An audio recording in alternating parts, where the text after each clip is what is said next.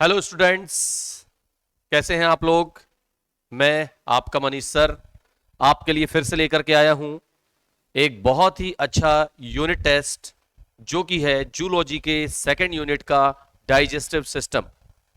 Digestive system आज हम आपके सामने लेकर के आए हैं और इसमें बहुत अच्छे अच्छे क्वेश्चन हमने आपके लिए चुने हैं जिसमें आपको कंफ्यूजन हो सकता है। ठीक, डेली हम एक यूनिट का टेस्ट आपके लिए लेकर के आ रहे हैं तीनों सब्जेक्टों को लेकर के। ठीक, उम्मीद है आपको पसंद आ रहा होगा और आप लोग इसे पसंद कर रहे होंगे। ठीक स्टूडेंट्स, आप लोगों को अब 40 दिनों के अंदर में अच्छी तैयारी कर लेनी है क्योंकि 8 जून को आपका पेपर है और यदि इसमें सफलता हासिल करनी है तो बेसिक से आपके पास नॉलेज होना चाहिए। ठीक, जिन बच्चों ने अभी तक क्लास ज्वाइन नहीं की है मैं उनसे यह कहना चाहूंगा कि 499 रुपए का कोर्स है, यह कोर्स आपकी लाइफ बदल सकता है। तो जिन बच्चों ने ज्वाइन नहीं किया है अभी वो 499 का कोर्स लेकर के और अपने सिलेक्शन को पक्का कर सकते हैं क्योंकि इस कोर्स में 11 बजे से लेकर के 4:30 बजे तक आपको लाइव क्लास दी जाती है, अच्छे अच्छे टॉपिक समझाए जाते हैं। इसके अलावा आपको बेहतरीन क्वेश्चन जो है वो बताए जाते हैं जो पेपर में आएंगे।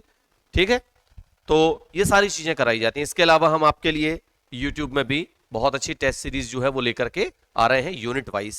ठीक है, तो चलिए आज का शुरू करते हैं। पहला क्वेश्चन आपके सामने, पहला क्वेश्चन कौन सा है देखते हैं। चलिए, पहला क्वेश्चन आपके लिए थोड़ा सरल आया है, क्वेश्चन को थोड़ा लिमिटेड एरिया में कर लेते हैं ये। ठीक है, पहला क्वेश्चन बहुत सरल है। अमाशय का पतला दूरस्थ भाग क्या कहलाता है। सभी लोग एक कागज निकाल लें, उसमें 1 से लेकर 30 तक अंक लिख लें, फिर जो सही होता है उसमें सही का टिक करें, जो गलत होता है उसमें गलत का टिक करें और अपने नंबर खुद चेक करें कि आप कितने नंबर लेके आ रहे हैं। जो बच्चा 20 या उससे ज्यादा लेके आ रहा है बिल्कुल ईमानदारी से, इसका मतलब हर टेस्ट में, जितने टेस्ट में ले रहा हूं, इसका मतलब उसका सिलेक्शन कोई नहीं रोक सकता। ठीक है, चलिए, तो अमाशय का दूरस्थ पतला भाग जो है क्या कहलाता है। क्या वो कार्डियक भाग है, क्या वो ड्यूडोनियम है, क्या वो फेरिंग्स है, क्या वो पाइलोरस है। ठीक, आपने अपना आंसर जो है वो चूज कर लिया होगा। ठीक, जो कि बहुत ही सरल मुझे दिखाई दे रहा है। तो दूरस्थ भाग वो कह रहा है, कौन सा भाग कह रहा है बेटा, दूरस्थ भाग कह रहा है। और याद रखिएगा दूरस्थ भाग होता है पाइलोरिक, जिसको हम लोग कहते हैं, जिसको यहां पर नाम दिया गया है पाइलोरस। ठीक है, तो पहला आंसर सही हुआ। आप जानते हैं अमाशय जो है वो 3 भागों में बटा होता है। अमाशय में 3 भाग होते हैं, कार्डियक, फंडिक और पाइलोरिक।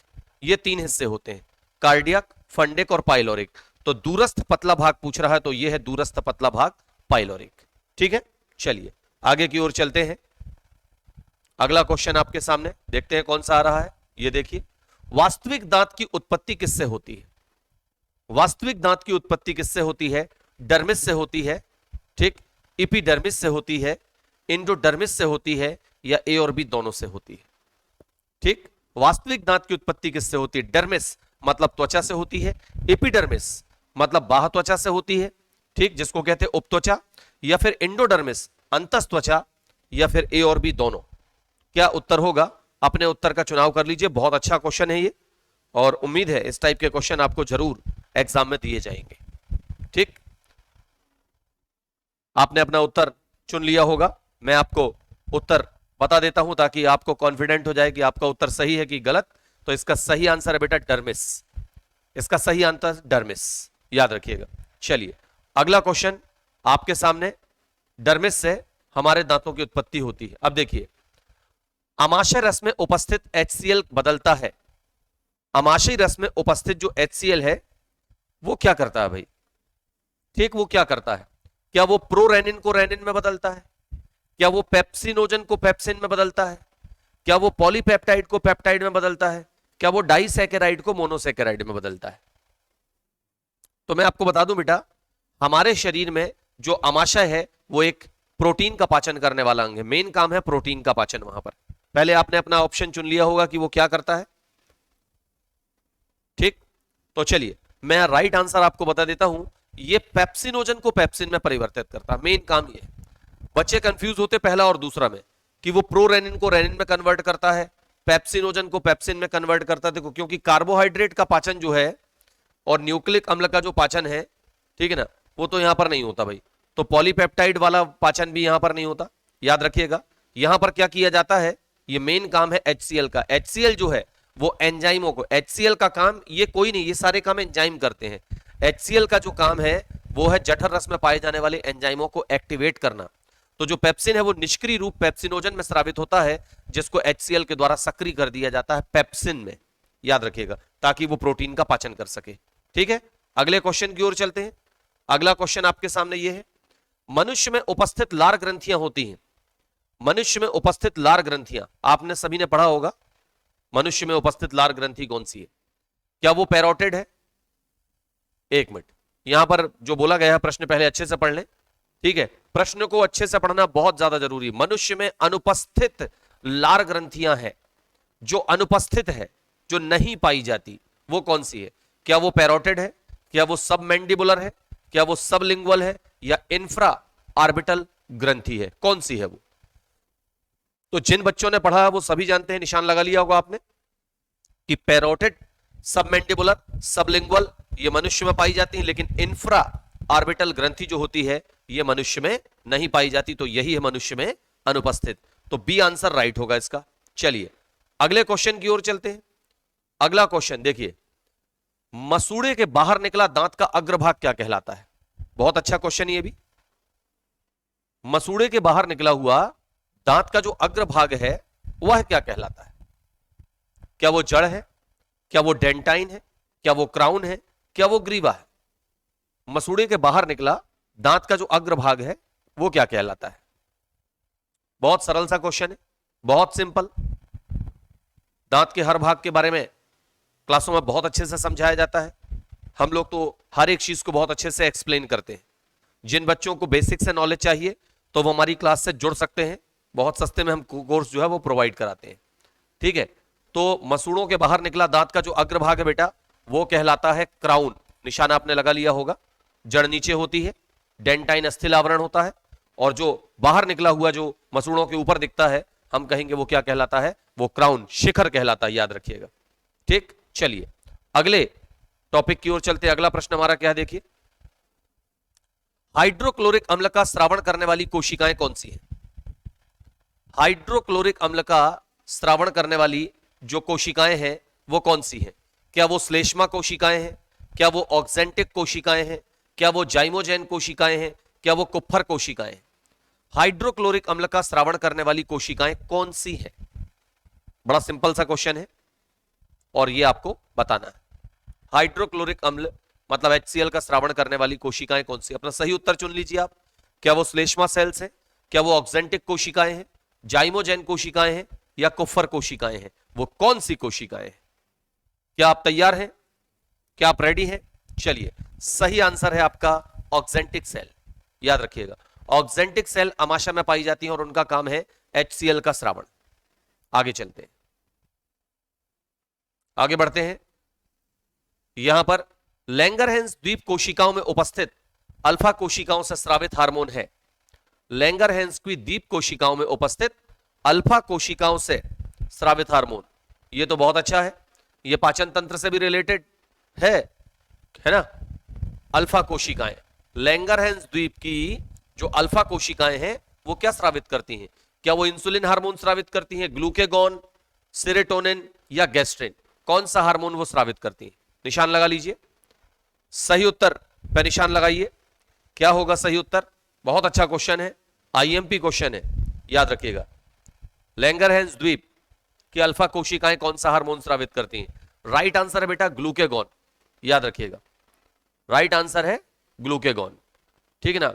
बीटा सेल्स जो होती हैं वो इंसुलिन हार्मोन का स्रावण करती हैं, और अल्फा सेल्स जो होती हैं वो ग्लूकेगॉन हार्मोन का क्या करती हैं? स्रावण करती हैं। सेरोटोनिन हार्मोन यहां से स्रावित नहीं होता और गैस्ट्रिन हार्मोन भी यहां से स्रावित नहीं होता। चलिए आगे चलते हैं। अगला क्वेश्चन आपके सामने है, मानव में दुग्ध के पाचन क्रिया का प्रारंभिक पद निम्नलिखित में से किस एंजाइम द्वारा संपन्न होता है? दूध के पाचन का जो कार्य है, दूध के पाचन का जो कार्य है वो किस एंजाइम द्वारा प्रेरित होता है, ये अपने को बताना है। दूध के पाचन का कार्य किस एंजाइम के द्वारा प्रेरित होता है? क्या वो एंजाइम रेनिन है? क्या वो एंजाइम लाइपेज है? क्या वो एंजाइम ट्रिप्सिन है या फिर वो पेप्सिन है? इसमें बच्चों को दो आंसर पे बड़ा ही कंफ्यूजन होगा। दो आंसर, विचार कीजिए।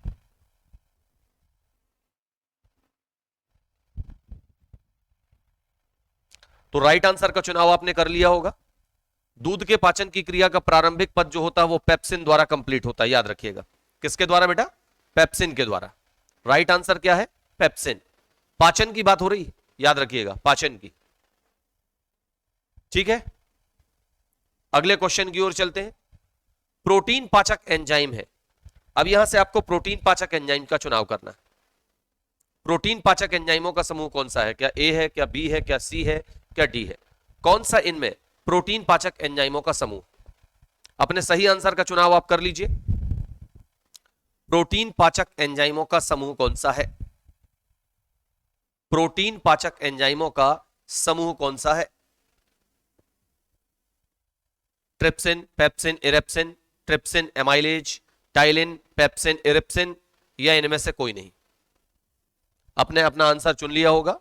मैं आपको बता दूं, यहां पर राइट आंसर है पेप्सिन, ट्रिप्सिन, पेप्सिन और इरेप्सिन। इरेप्सिन आंत में प्रोटीन का पाचन करता है, पेप्सिन अमाशय में, और ट्रिप्सिन कहां पर करता है? आंत में करता है ना? आंत में कौन सा? छोटी आंत का पहला भाग जिसका नाम है क्या? ड्यूडोनियम। ठीक है ना, वहां पर यह पाचन करता है, याद रखिएगा। ट्रिप्सिन कहां पर पाया जाता है? अग्नाशयी रस में पाया जाता है। क्षारीय माध्यम में प्रोटीन का पाचन करता है। ये अम्लीय माध्यम में प्रोटीन का पाचन करता है, ये भी क्षारीय माध्यम में। ये आंत्र रस में पाया जाता है, इरेप्सिन। ठीक है, यहां से एमाइलेज गलत था, ठीक, यहां से टाइलिन गलत था, ठीक, सीधी सी बात है, ये राइट आंसर निकल गया। ओके, चलिए आगे चलते हैं। आगे यहां पर दिया गया भोजन में उपस्थित विषाक्त पदार्थ जो थायरॉक्सिन के संश्लेषण में बाधा उत्पन्न करते हैं। प्रश्न को अच्छे से समझना, प्रश्न को अच्छे से समझिएगा। भोजन में उपस्थित विषाक्त पदार्थ जो थायरॉक्सिन के संश्लेषण में बाधा उत्पन्न करते हैं, निम्नलिखित में से किसके विकास को प्रेरित करते हैं? जो थायरॉक्सिन के संश्लेषण में बाधा उत्पन्न करते हैं, निम्नलिखित में से किसके विकास को प्रेरित करते हैं? ठीक, अब सीधी सी बात है, थायरॉक्सिन के संश्लेषण में बाधा यदि आ जाएगी तो आयोडीन की कमी हो जाएगी, और आयोडीन की कमी हो जाएगी तो कौन सा रोग हो जाएगा? घेंगा, साधारण घेंगा, याद रखिएगा। यदि थायरॉक्सिन के संश्लेषण में बाधा आ जाएगी तो आयोडीन की कमी हो जाएगी, और आयोडीन की कमी हो गई तो साधारण घेंगा हो जाएगा। ठीक है, चलिए अगले क्वेश्चन की ओर चलते हैं। ईमानदारी से निशान लगाते जाइएगा। अगला क्वेश्चन, सक्कस इंटेरिकस किस ग्रंथि का स्राव है? सक्कस इंटेरिकस किस ग्रंथि का स्राव है? क्या वो अमाशय का स्राव है? क्या वो अग्नाशय का स्राव है? क्या वो लीवर कुन की दरारों का स्राव है? क्या वो बर्थोलिन ग्रंथि का स्राव है? क्या आंसर होगा? चुन लीजिए। सक्कस इंटेरिकस किस ग्रंथि का स्राव है? सक्कस इंटेरिकस किस ग्रंथि का स्राव है? तो एक्चुअल में सक्कस इंटेरिकस, राइट आंसर आपने चुन लिया होगा, यह ब्रूनर्स ग्रंथियों का स्राव होता है। ब्रूनर्स ग्रंथियां, याद रखिएगा। सक्कस इंटेरिकस जो है यह ब्रूनर्स ग्रंथियों का स्राव होता है, और ब्रूनर्स ग्रंथियां लीवर कुन की दरारों के माध्यम से बाहर खुलती हैं। तो राइट आंसर होगा बेटा लीवर कुन की दरारें। वैसे इसने ग्रंथि पूछा था, ठीक है ना, और ये तीनों ग्रंथियां गलत है, तो राइट आंसर ब्रूनर्स ग्रंथियां वहां होना था, लेकिन लीवर कुन की दरार से वो रिलेटेड है, तो इसलिए हमने उसको सही किया, नहीं तो चारों आंसर गलत है। क्योंकि उसने ग्रंथि कहा तो सही आंसर आता ब्रूनर्स ग्रंथियां। चलिए आगे की ओर चलते हैं। अगला क्वेश्चन आपके सामने देखिए कौन सा है। इसमें लिखा रसांकुर के बीच स्थित लीवर कुन की दरारें स्रावित करती हैं। फिर वही क्वेश्चन रिपीट हो गया। आपकी किस्मत अच्छी है, शायद आपके पेपर में भी ऐसा क्वेश्चन आ जाए और आप एक तीर से दो शिकार कर पाए। रसांकुर के बीच स्थित लीवर कुन की दरारों से क्या स्रावित होता है? तो सीधी सी बात है, आंत्र रस मतलब सक्कस इंटेरिकस का श्रावण होता है। ठीक है, आगे चलते हैं। आंत्र रस या सक्कस इंटेरिकस का श्रावण होता है। आंत्र रस को सक्कस इंटेरिकस कहते हैं। क्या लिखा देखिएगा क्वेश्चन, ट्रिप्सिन एंजाइम का काम है। अब यहां पर हमसे पूछा ट्रिप्सिन का काम क्या है भाई? किसका काम पूछ रहा है? ट्रिप्सिन का। ठीक, क्या वो प्रोटीन का ग्रहणी के अम्लीय माध्यम में पाचन करता है? क्या वो प्रोटीन का आंत्र के क्षारीय माध्यम में पाचन करता है? क्या प्रोटीन का अमाशय के अम्लीय माध्यम में पाचन करता है, या इनमें से कोई नहीं? अभी थोड़ी देर पहले एक क्वेश्चन आया था, उसी क्वेश्चन से इसका आंसर हमें मिल जाता है, जो कि बेहद सरल है। ठीक, जो कि बेहद सरल है। तो चलिए मैं आपको बता देता हूं यहां पर कि ट्रिप्सिन एंजाइम जो होता है वह क्या करता है, वो प्रोटीन का पाचन करता है, ये तो राइट है, और आंत्र के क्षारीय माध्यम में पाचन करता है। प्रोटीन का पाचन करता है और आंत्र के क्षारीय माध्यम में क्या करता है, पाचन करता है। तो राइट आंसर क्या होगा, बी होगा। ठीक है, चलो आगे चलते हैं, अगला क्वेश्चन देखते हैं क्या है। ये दिया है, ये तो बहुत सारे लोग गलत करने वाले। 17 वर्ष की आयु से कम के एक बच्चे में सामान्यतया दंत सूत्र क्या होता है। 17 वर्ष की आयु से कम उम्र के एक बच्चे में सामान्यतया दंत सूत्र क्या होता है, हमें ये बताना है। क्या वो 2-1-2-0 होता है, दोनों साइड 2-1-2-2 होता है, 2-1-3-2, 2-1-3-2, 2-2-3-2, 2-2-3-2, इनमें से क्या ऑप्शन होगा, राइट आंसर क्या होगा। 17 वर्ष से कम उम्र के एक बच्चे में सामान्यतः दंत सूत्र क्या होगा। पहले आप अपना उत्तर चुन लीजिए, सही आंसर पर टिक लगा दीजिए, उसके बाद फिर मैं आपको यहां पर राइट आंसर बताता हूं। उम्मीद है आपने चुन लिया होगा अपना उत्तर। ठीक है, तो चलिए राइट आंसर मैं आपको बता दूं, ये है बेटा, 17 वर्ष से कम उम्र के बच्चे में मुंह में कुल 28 दांत होते हैं, 28, ठीक, याद रखिएगा। और जब उसकी उम्र 18 से 21 के बीच में होती है तो इस दौरान उसमें 32 दांत हो जाते हैं, जिसमें यहां 2 की जगह पे कितना हो जाता है, 3 हो जाता है। मतलब स्थायी दांतों का परफेक्ट दंत सूत्र 2-1, 2-3, 2-1, 2-3 निकल के आ जाता है। राइट, ध्यान रखिएगा। चलिए आगे चलते हैं अगले क्वेश्चन की ओर। अगला क्वेश्चन आपके सामने है, वह हार्मोन जो अग्नाशयी रस के स्रावण को प्रेरित करता है, वो कौन सा हार्मोन है जो अग्नाशयी रस के स्राव को प्रेरित करता है।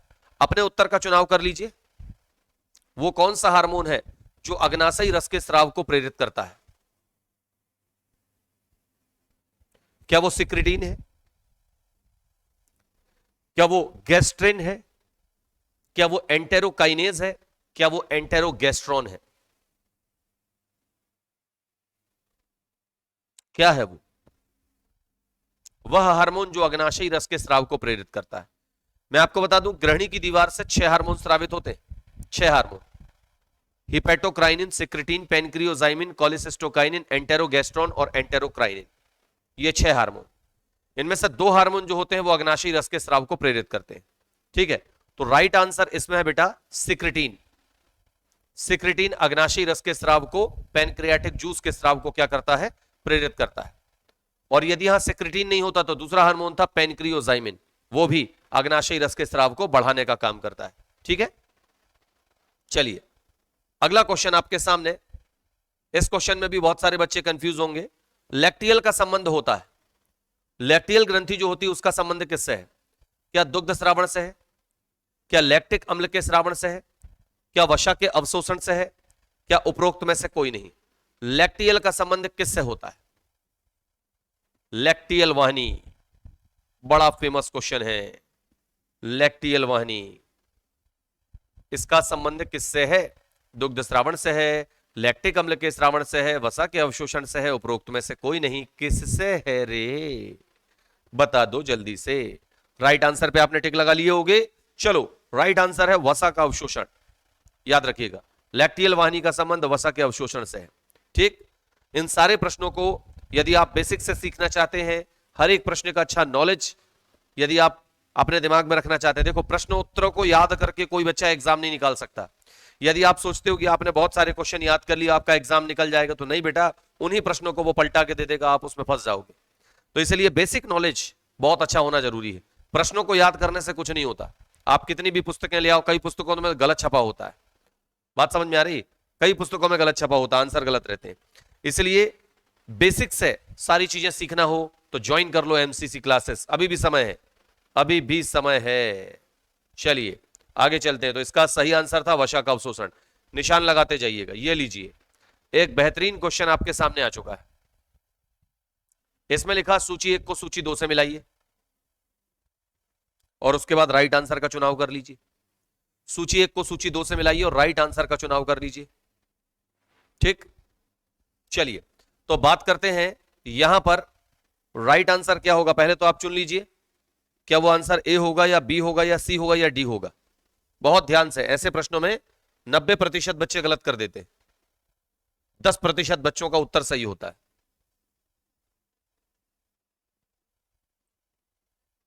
तो इसका राइट आंसर अब हम आपको देना चाहेंगे। सबसे पहली बात तो आप देखिए, बीटा कोशिकाओं से इंसुलिन स्रावित होता, अब भी थोड़ी देर पहले हमने आपको बताया था, ठीक है ना, कि बीटा कोशिकाएं जो है वो किसका स्राव करती हैं? वो इंसुलिन का स्राव करती हैं। तो बी का कौन सा आएगा? तीसरा। तो देखो बी का तीसरा यहां दिया है और बी का तीसरा यहां भी दिया है, ये ठीक है, और ये भी दिया बी का तीसरा। इसका मतलब ये है कि ये दोनों कैसे हैं? गलत। बीटा कोशिकाएं किसको स्रावित करती हैं? इंसुलिन को स्रावित करती हैं, ठीक है। अब गाड़ी दो जगहों पे फंसी हुई है, चलो देखते हैं अब। इसके बाद हम आते हैं किस पर? ये अग्नाशयी रस या फिर यकृत को भी देख सकते हैं। ये यकृत का संबंध आपने सुना नहीं होगा, लेकिन बता दूं मैं, यकृत का जो संबंध है वो किससे है? वो है स्टीरियोकोबिलिन नाम के पदार्थ से। ये पित्त वर्णकों से रिलेटेड पदार्थ है, स्टीरियोकोबिलिन, याद रखिएगा। तो इसका संबंध इससे है। तो पहले का क्या आएगा? चौथा। अब पहले का चौथा देख लो, किस्मत देखो, दोनों में चौथा है, इसमें भी ए का चौथा, इसमें भी ए का चौथा, फंसा दिया इसने। अब इसके बाद आते हैं ग्रहणी में। तो भाई ग्रहणी मतलब यहां पर क्या होगा? काइमोट्रिप्सिन। तो ग्रहणी में ये काइमोट्रिप्सिन जो होता है, ये ट्रिप्सिन में कन्वर्ट होकर के और क्या करता है? पाचन करता है। किसका? किसका पाचन करता है? प्रोटीन का। प्रोटीन का। तो सी का होगा दूसरा। तो सी का वहां दिया है पहला और यहां दिया है सी का दूसरा।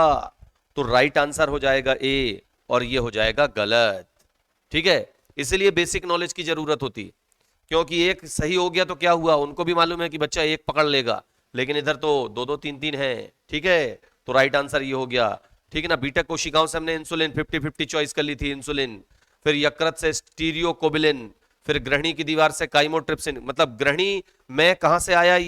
ये अग्नाशयी रस में था, अग्नाशयी रस में काइमोट्रिप्सिन, याद रखिएगा, जिसको ट्रिप्सिन में कन्वर्ट किया जाता है, ठीक है, प्रोटीन के पाचन के लिए। चलिए आगे चलते हैं। ये लीजिए, फिर से आपके सामने एक ऐसा ही सूची वाला क्वेश्चन आ गया। अब तो फंस जाओगे बेटा तुम, अब तो फंस जाओगे, ठीक है ना। कईयों को नींद आ रही होगी, रात के इतने बज गए, सर ने अभी भेजा है, तो क्या हुआ? 12-1 बजे तक पढ़ना चाहिए। चलो आगे चलते हैं। तो यहां पर हम देखेंगे कि कौन सा ऑप्शन चुना जाएगा। आंसर चुन लो जल्दी से। पीएच माध्यम यहां पर दिए गए हैं, इस तरफ रस दिया गया है, उस तरफ पीएच मान दिया गया है। हमें चुनाव करना है, जल्दी कीजिएगा, राइट आंसर को जल्दी से चूज कीजिए। क्या होगा राइट आंसर?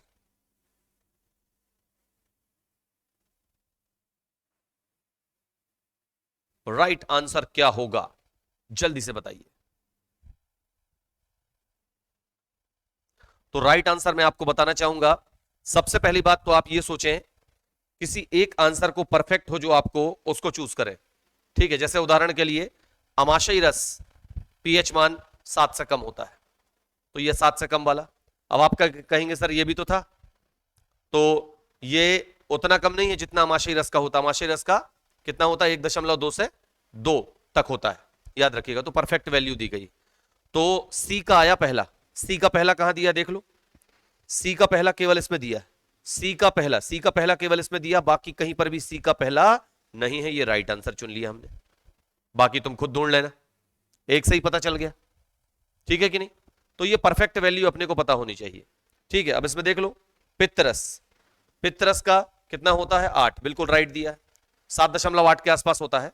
फिर इसके बाद अग्नाशयी रस, ठीक है ना, डी का तीसरा, बिल्कुल राइट है, ये भी क्षारीय होता है। ये देखो, ये भी क्षारीय दिया, ये भी क्षारीय, इसका भी माध्यम क्षारीय होता है, और इसका तो अम्लीय। इसका भी कैसा होता है? क्षारीय होता है, ये अम्लीय होता है, और ये हल्का अम्लीय होता है, ठीक है। तो इसका पीएच मान ये दिया गया है, 6.8 होता है लार का पीएच मान वैसे, ठीक है। चलिए आगे चलते हैं। तो इस तरीके से हम सूची वाले क्वेश्चन को चुन सकते हैं। ये लीजिए, एक बहुत धुआंधार क्वेश्चन आपके सामने आया है।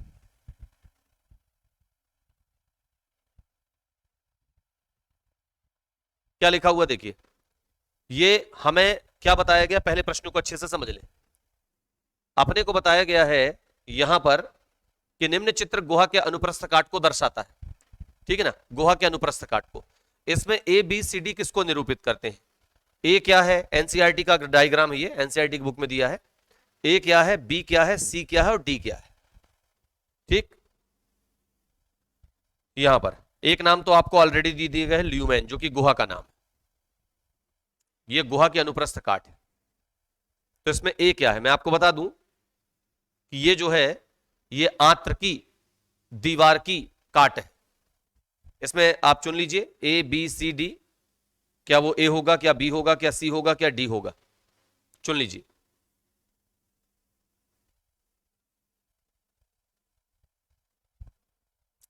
राइट आंसर चुन लिया होगा आपने। मैं बता दूं सबसे पहले आपको, सबसे बाहरी स्तर जो होता है वो कहलाता है सेरोसा, और सबसे अंदर वाला जो होता है वो कहलाता है म्यूकोसा। म्यूकोसा जो कि आपको सभी में दिया गया है, ये गलत है। सभी में ए जो है वो सिरोसा, सॉरी सभी में फर्स्ट वाला जो है वो अपने को सिरोसा दिया गया, मतलब ये गलत है। इन तीनों में से कोई एक सही है। और लास्ट वाला सभी में क्या दिया गया? म्यूकोसा। इसमें ये म्यूकोसा गलत है, ये सब म्यूकोसा दिया है यहां पे, ठीक है। तो एक ये वाला गलत हो गया, एक ये वाला गलत हो गया, इन्हीं दोनों में से कोई एक सही है। तो मैं आपको बता दूं म्यूकोसा के बाद जो है वो आता है मस्कुलरिस म्यूकोसा, और उसके बाद आता है सब म्यूकोसा। ठीक, म्यूकोसा के बाद हमेशा आता है मस्कुलरिस म्यूकोसा, फिर उसके बाद आता है सब म्यूकोसा। ये याद रखिएगा, है ना। पहले म्यूकोसा, फिर मस्कुलरिस म्यूकोसा, फिर सब म्यूकोसा, और उसके बाद पेशी स्तर होता, फिर सिरोसा। लेकिन यहां पेशी स्तर की बात नहीं की गई है। राइट आंसर ये होगा, ठीक, ना कि ये। ठीक है, ध्यान रखिएगा। चलिए अगले क्वेश्चन की ओर चलते हैं। लैंगरहैंस द्वीप में कितने प्रकार की कोशिकाएं पाई जाती हैं? बेहद सरल क्वेश्चन। लैंगरहैंस द्वीप में कितने प्रकार की कोशिकाएं पाई जाती हैं? तो लैंगरहैंस द्वीप में बेटा 4 प्रकार की कोशिकाएं पाई जाती हैं। निशान सभी बच्चों ने लगा लिया होगा, बहुत आसान क्वेश्चन था।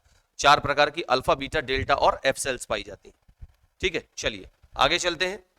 अगला क्वेश्चन ये आ गया, सक्कस इंटेरिकस का पीएच मान कितना होता है? सक्कस इंटेरिकस का पीएच मान कितना होता है? दूसरा क्वेश्चन है आंत्र में पीएच का मान कितना होता है? ठीक, जल्दी से अपना आंसर चुन लीजिए। तो सक्कस इंटेरिकस एक आंत्र रस है, थोड़ी देर पहले भी इसका एक क्वेश्चन आया था। और आंत्र रस याद रखिएगा, निशान ऑप्शन चुन लिया आपने। आंत्र रस जो होता है वो क्षारीय होता है, पीएच मान क्षारीय होता, देख लीजिए क्षारीय केवल एक ही है, ये 7.6। तो आंत्र रस का पीएच मान वही होता है 7.6, 7.8 के आसपास। ठीक है, चलिए आगे चलते हैं, थोड़ा थोड़ा बदलता रहता है। अगला क्वेश्चन, इमल्सीकृत वसा का पाचन होता है। क्वेश्चन देखिए, बहुत जोरदार क्वेश्चन। इसमें लिखा है इमल्सीकृत वसा का पाचन होता है या बाइल लवण किस एंजाइम के लिए सक्रिय कारक के रूप में होते हैं? तो इमल्सीकृत वसा का पाचन होता है या बाइल लवण, बाइल रस किस एंजाइम के लिए सक्रिय कारक के रूप में काम करते हैं? बताइए। बाइल लवण किस एंजाइम के लिए सक्रिय कारक के रूप में काम करते हैं? यहां पर एंजाइम दिया गया। इमल्सीकृत वसा का पाचन होता है, दोनों प्रश्न अलग अलग बातें बोल रहे हैं।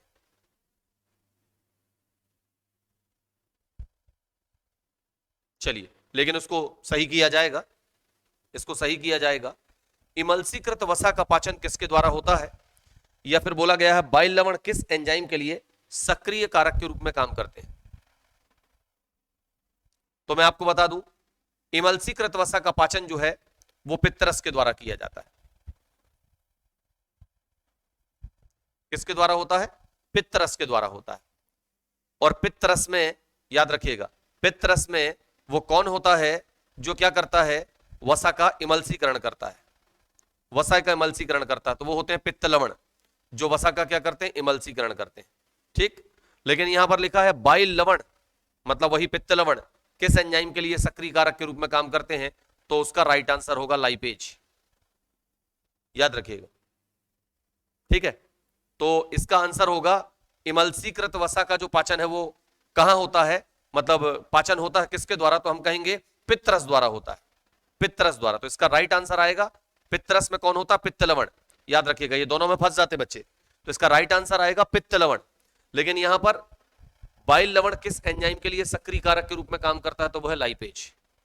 तो दोनों प्रश्नों का अलग अलग आंसर, ठीक। तो ऊपर वाले का राइट आंसर ये आएगा।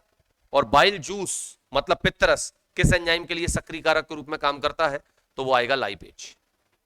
ठीक है, दोनों प्रश्नों का अलग उत्तर है भाई। उसका तो यही होगा, इतना कंफर्म है, और दूसरे का ये होगा, ये भी कंफर्म है।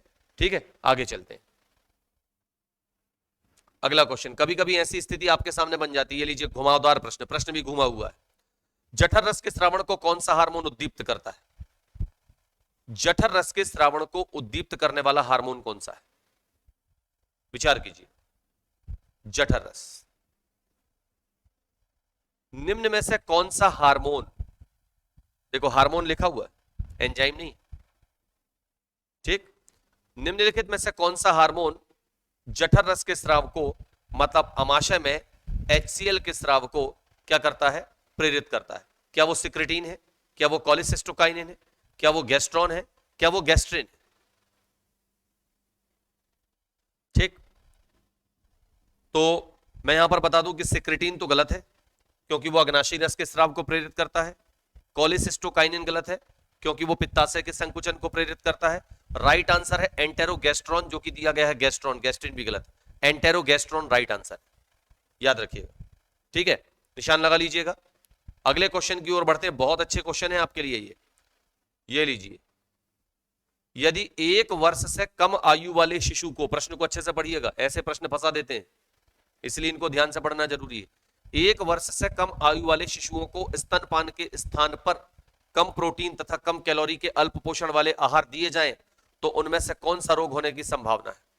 तो सीधी सी बात है, यदि 1 वर्ष से कम आयु वाले शिशु को स्तनपान के स्थान पर कम प्रोटीन तथा कम कैलोरी के अल्प पोषण वाले आहार दिए जाएं तो उनमें कौन सा रोग होने की संभावना है? तो होगा सूखा रोग उसमें, जिसको कहते हैं मरासमस। याद रखिएगा, क्योंकि आप उसको पोषण कम दे रहे हैं, कम प्रोटीन दे रहे हैं, कम कैलोरी दे रहे हैं, अल्प पोषण दे रहे हैं, तो उसको कौन सा रोग होगा? सूखा रोग, मरासमस। याद रखिएगा। चलिए, मतलब मरासमस रोग होगा, अपने को ध्यान रखना। अगला क्वेश्चन, निम्न में से किसकी मनुष्य के शरीर में न्यूनतम मात्रा में आवश्यकता होती है? आप सोचिए, मनुष्य में न्यूनतम मात्रा में आवश्यकता किस चीज की होती है इसमें से?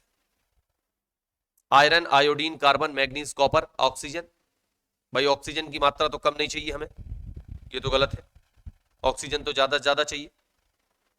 ठीक, यहां पर और सोचिए कौन सा हो सकता है, ये तो गलत हो गया। नाइट्रोजन, ऑक्सीजन यहां भी है, ये भी गलत हो गया। ठीक, अब बच गए 2, iron, iodine, manganese, copper, zinc, fluorine. क्या वो सही होगा? या फिर iron, iodine, manganese, zinc, hydrogen. Hydrogen तो ज्यादा मात्रा में चाहिए भाई, हमारे जितने भी कार्बनिक यौगिक होते हैं उनमें हाइड्रोजन पर्याप्त होती है, जितने भी कार्बनिक यौगिक उनमें हाइड्रोजन होती है। तो राइट आंसर आ जाएगा ये। यहां ऑक्सीजन गलत दिया है ना, ऑक्सीजन से अपन क्लू ले रहे हैं, ऑक्सीजन तो ज्यादा चाहिए, ऑक्सीजन ज्यादा चाहिए। हाइड्रोजन भी कार्बनिक यौगिकों में बहुत रहता है, हम जो भी खाते हैं, अनाज वगैरह जो भी चीज खा रहे हैं हम, उसमें कार्बन, हाइड्रोजन, ऑक्सीजन है, कार्बनिक यौगिक है, याद रखिएगा। ठीक है, ज्यादा से ज्यादा। चलिए, तो ये भी हमारे द्वारा चुन लिया गया। ऐसे प्रश्न फंसा देते हैं भाई।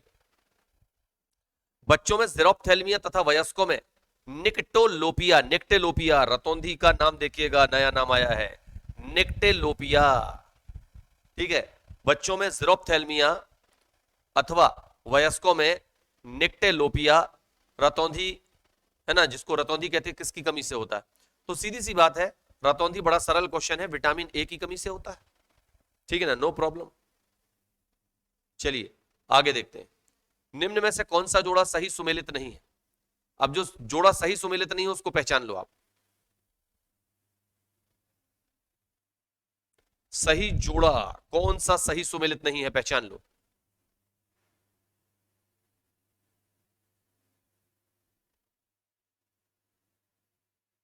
Vitamin B1 beriberi, vitamin B5 pellagra, vitamin B12 pernicious anaemia, vitamin B6 भूख में कमी।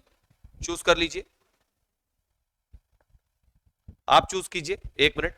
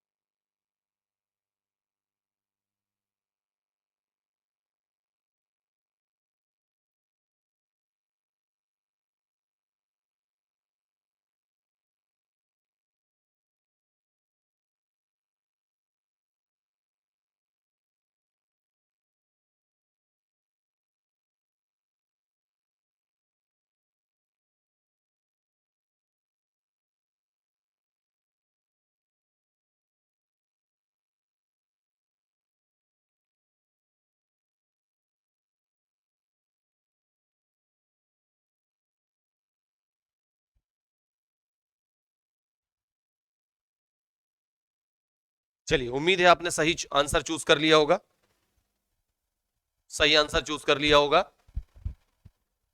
एक्चुअल में मैं यहाँ क्लासरूम में हूँ, घर से बुलाने के लिए आए थे कि चलिए खाने का टाइम हो गया, इतनी रात को आप वीडियो बना रहे हैं तो भाई बच्चों के लिए करना पड़ता है कि नहीं।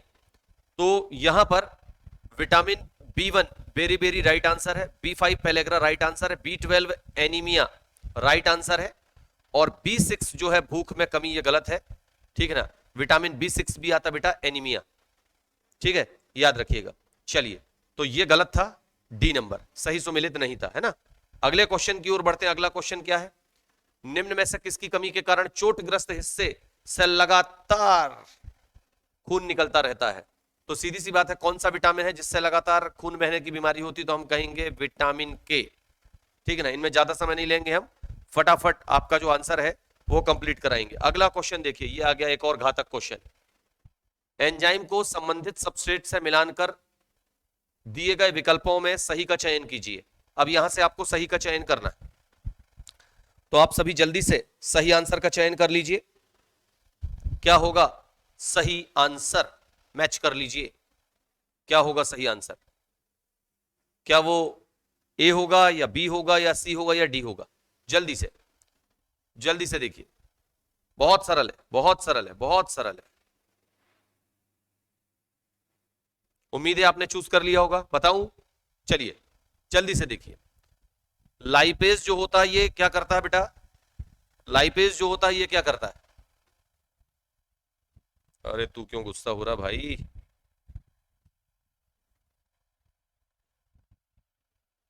गुस्सा हो जाता है ये भी, हमारा बोर्ड भी जल्दी से गुस्सा हो जाता है। चलिए, तो इसका जो राइट आंसर, पहली बात तो मैं बता दूं कि जो लाइपेज है वो वसापाचक एंजाइम है, तो पहले का होगा दूसरा, तो पहले का दूसरा कहां है, ये है पहले का दूसरा, ये है पहले का दूसरा, ये दोनों गलत है, ठीक। अब इसके बाद आप देखिए दूसरा, ये देखो डाइपेप्टाइडेज, तो ये है डाइपेप्टाइड, डाइपेप्टाइडेज से डाइपेप्टाइड, तो डी का आएगा पहला, तो डी का पहला कहां दिया है, इधर दिया है, तो ये गलत हो जाएगा और ये सही हो जाएगा। इस तरह से हम चूज कर सकते हैं, ठीक है। ऐसे प्रश्नों को बहुत आसान होता है, लेकिन वो ये बेसिक नॉलेज होना चाहिए, ठीक है ना। तुक्का नहीं मार सकते तुम उसमें, तुक्का मारने वाले लाखों जाएंगे और फिर खाली हाथ वापस लौट के आएंगे, लेकिन जो पढ़ के जाएगा ना, जो एमसीसी क्लास से पढ़ के जाएगा, वो नंबर लेके आएगा, लिख के रख लेना, नंबर वही लेके आएगा। स्तनधारियों के अमाशय की परत का प्रमुख लक्षण क्या है, स्तनधारियों के अमाशय की परत का प्रमुख लक्षण क्या है। बहुत सरल है, अमाशय की परत का प्रमुख लक्षण क्या है। क्या वहां पैनेथ कोशिकाएं पाई जाती हैं, क्या डीटर कोशिकाएं पाई जाती हैं, कुप्फर कोशिकाएं पाई जाती हैं, क्या कुप्फर कहां पाई जाएंगी भैया, ठीक है ना, ये तो यकृत में पाई जाती हैं क्या, है ना। पैनेथ कोशिकाएं आंत्र में पाई जाती हैं, डीटर भी नहीं पाई जाती, ऑक्जेंटिक सेल है जो HCl का स्रावण करती है कि नहीं। चलिए, तो अमाशय की परत का प्रमुख लक्षण अपने को पता चल गया, और इस तरह से हमारा यहां पर ये जो काम है ये समाप्त हुआ। सारे बच्चे जो हमारी क्लास ज्वाइन कर चुके हैं उन्होंने तो बहुत अच्छा डिसीजन लिया है, लेकिन जिन बच्चों ने अभी तक हमारे कोर्स को ज्वाइन नहीं किया है, मैं आपको बता दूं एमसीसी क्लासेस, आपको एमसीसी क्लासेस जो है आपको क्या कर रहा है बेटा, बहुत सस्ते में कोर्स उपलब्ध करा रहा है। एमसीसी क्लासेस जो है वो आपको क्या कर रहा है, 499 में इतना अच्छा कोर्स दे रहा है, मैं आपको बता दूं, जिसको पाकर के आप पीएनएसटी में सक्सेस हो सकते हैं। अभी आपके पास जितने दिन बचे हैं उन दिनों में एमसीसी क्लासेस के साथ जुड़ करके आप अपनी बेहतर तैयारी कर सकते हैं, 1 महीने में आप अपने आप को सिलेक्ट कर सकते हैं, ठीक है ना। तो रेडी हो जाइए, बहुत कम समय बचा है, और ज्यादा से ज्यादा कोर्स हमारा ज्वाइन कर लीजिए, कर लीजिए, कर लीजिए। ओके, चलिए तो मिलते हैं कल अगले वीडियो में। कल हमारा केमिस्ट्री का 3rd लेसन का टेस्ट रहेगा, तो आप अपने आप को रेडी रखिएगा। ओके, चलिए मिलते हैं कल। तो सभी को गुड नाइट, बाय बाय।